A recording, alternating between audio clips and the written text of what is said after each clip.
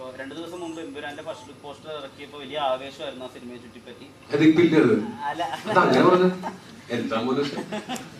ഇപ്പൊ ടൊവിനോന്റെ കരിയറിൽ തന്നെ എടുത്തു നോക്കി കഴിഞ്ഞാൽ മൊത്തത്തിൽ ഡയലോഗ്സിന്റെ ഒരു കൃത്യത കൊണ്ടും അല്ലെങ്കിൽ ബോഡി ലാംഗ്വേജ് കൊണ്ടും ഒക്കെ വലിയൊരു മാറ്റം ഫീൽ ചെയ്ത ഒരു കഥാപാത്രമാണ് ജിതിൻ രാമദാസ് എന്നുള്ളത്.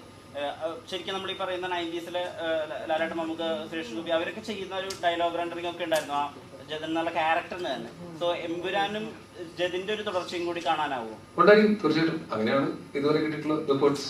എന്റെ അടുത്ത് ചോദിച്ചാൽ എന്നെ കൊണ്ട് പറയിപ്പിക്കാനല്ലേ. അതിന്റെ കറക്റ്റ് അപ്ഡേറ്റ്സ് സമയാസമയങ്ങളിൽ ഞങ്ങളുടെ എല്ലാവരുടെയും ഇൻസ്റ്റഗ്രാം അല്ലെങ്കിൽ ഫേസ്ബുക്ക്, ട്വിറ്റർ ഹാൻഡിൽസ് കൂടെ വരുന്നുണ്ട്. അത് അങ്ങനെ ഒരു പ്ലാൻ ആ സിനിമയ്ക്ക് ഉള്ളതാണ്.